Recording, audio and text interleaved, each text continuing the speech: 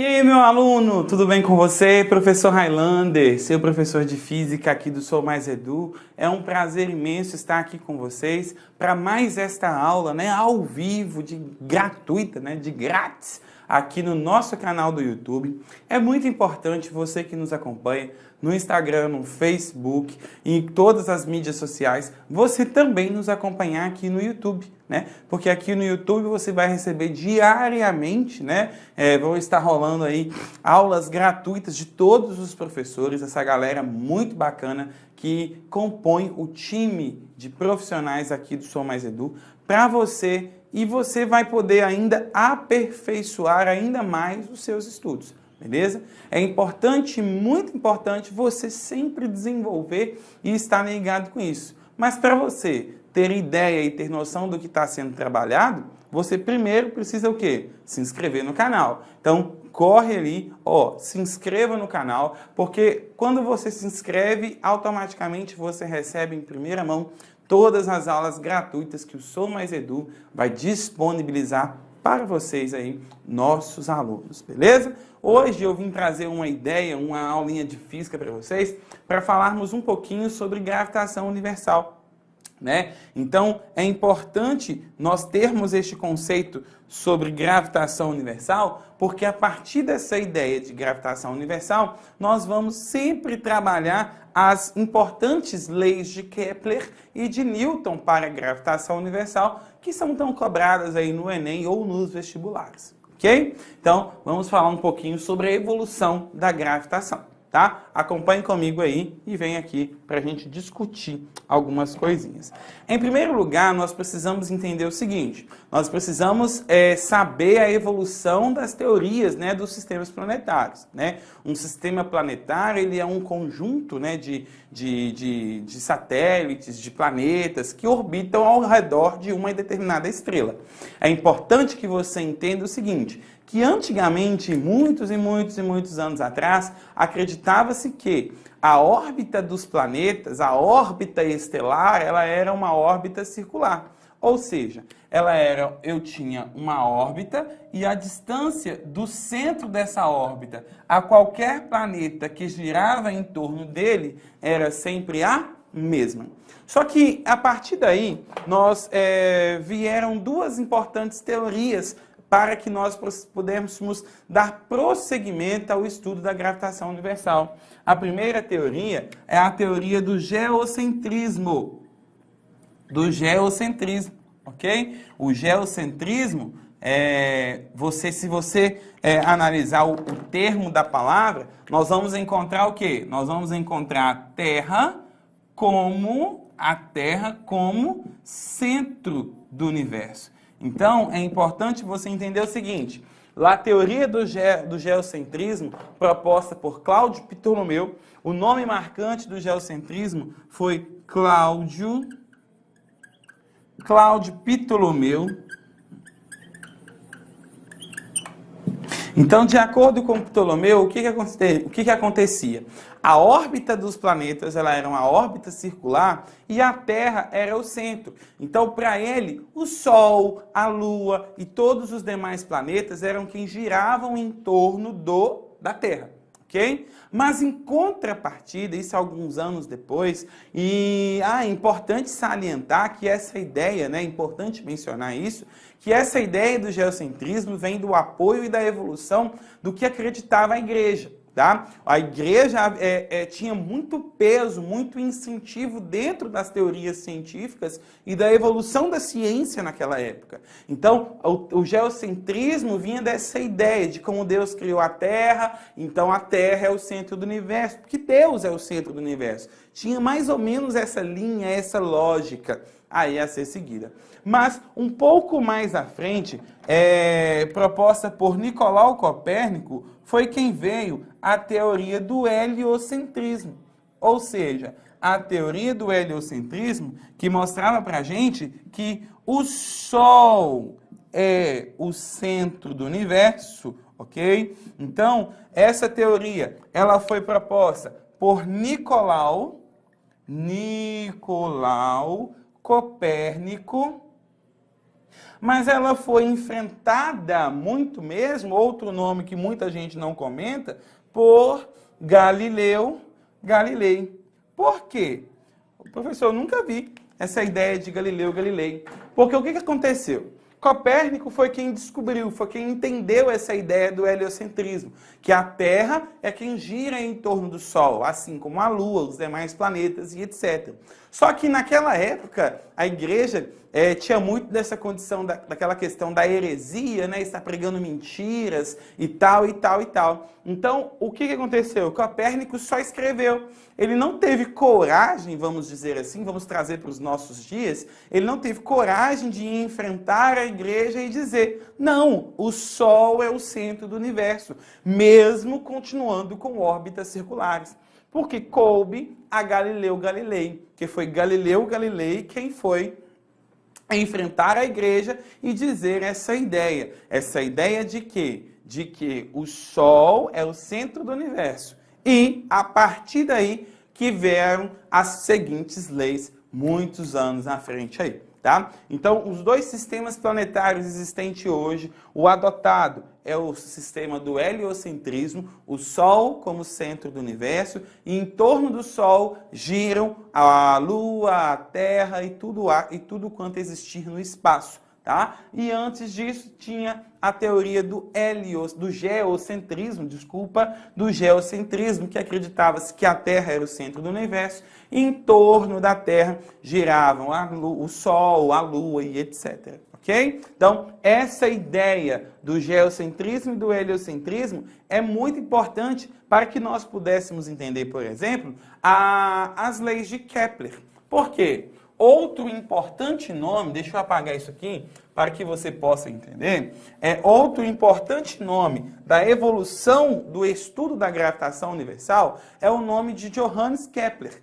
Johannes Kepler foi um astrônomo alemão que, por meio de muitos anos observando, né, há quem diga que aproximadamente 30 anos, observando o planeta Marte, ou seja, ele pegou o planeta Marte e o utilizou e o adotou como objeto de estudo. Então, observando o planeta Marte, ele concluiu que Copérnico tinha razão. Ele tinha razão que o Sol ocupava o centro do universo. Só que ele desacreditava que a órbita planetária era elíptica, ela era circular. Okay? Foi então que Kepler postulou 3 leis que levou o seu nome, as leis de Kepler.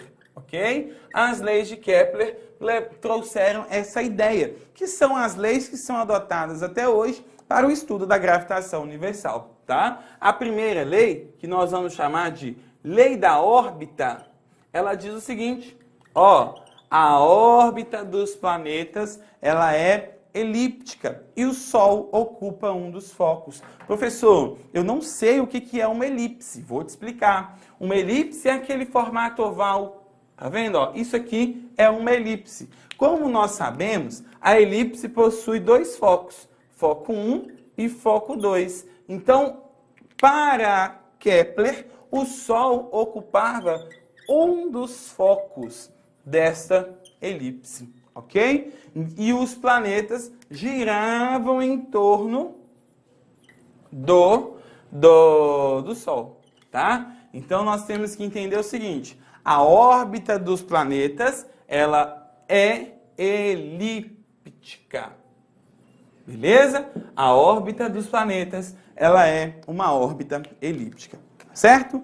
Agora, é importante que você entenda o seguinte, é que quando nós falamos do formato oval, do formato elíptico, surge aqui 2 importantes pontos para a gente, que é o periélio e o afélio. No periélio é onde nós encontramos o planeta com a sua velocidade máxima, por possuir uma distância muito menor próxima ao foco. Então, nós podemos concluir que quando o planeta, ou quando o satélite, ou quando o corpo se aproxima do foco, o que acontece com a sua velocidade? Ela vai só aumentando, até quando ele chega no periélio, onde a sua velocidade ela é o quê? Ela é máxima. Da mesma forma, quando ele vai se afastando do foco, ou a distância entre planeta e foco vai só aumentando, ele vai se aproximando do afélio. Então, o que vai acontecendo com a sua velocidade? Vai apenas diminuindo. Beleza? Então, essa é a ideia da primeira lei de Kepler. A segunda lei, tá? Mais conhecida como lei das áreas. A lei das áreas, ela traz uma ideia muito importante para nós, tá? Ela traz a ideia de que, quando eu tenho, por exemplo, um foco e eu tenho um planeta em movimentação, ela diz que se T1 for igual a T2, ela vai descrever A1 igual a A2. Então, de acordo com Kepler, o raio vetor do planeta, ou seja, a distância do foco a qualquer planeta, descreve áreas iguais também em tempos iguais. Tá certo? Então, essa é a ideia de Kepler para a segunda lei,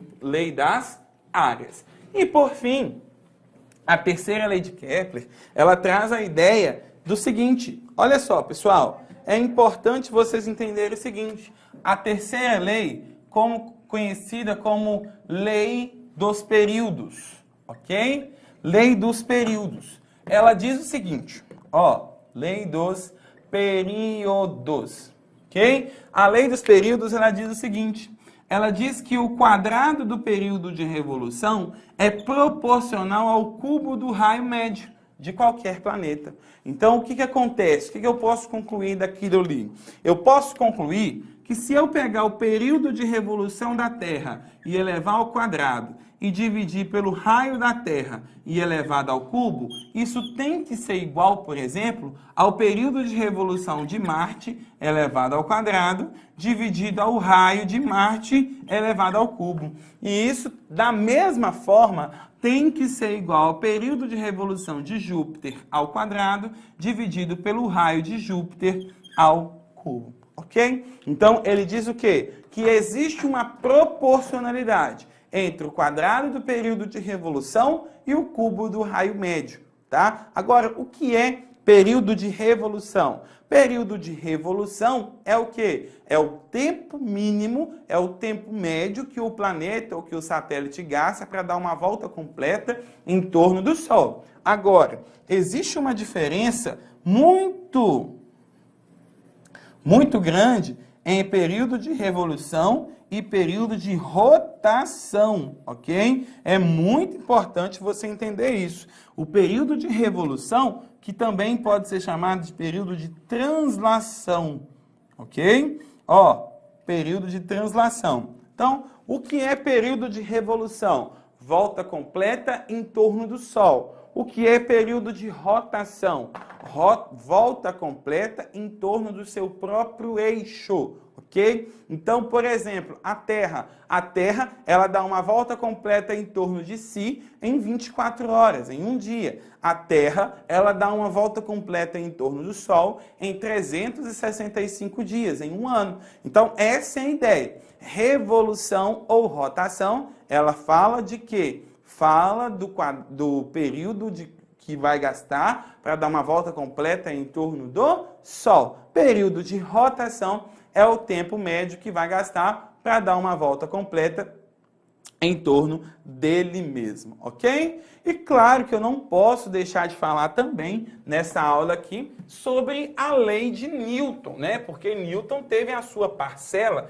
Kepler e Newton tiveram ali umas desavenças, porque, segundo a história conta que Kepler, né, acusou Newton de roubar os seus estudos e tal, e etc. Não se sabe, não se tem provado isso, mas o que acontece? De acordo com Newton, pela lei da gravitação universal, essa atração de corpo, né, essa lei da gravitação universal, ela diz o seguinte, ela diz que matéria atrai matéria no produto direto das suas massas e no quadrado da distância que os separa. Então, quando nós dizemos que a força de atração entre dois planetas, ou a força média planeta-planeta, ela é igual ao produto das suas massas dividido pelo quadrado da sua distância.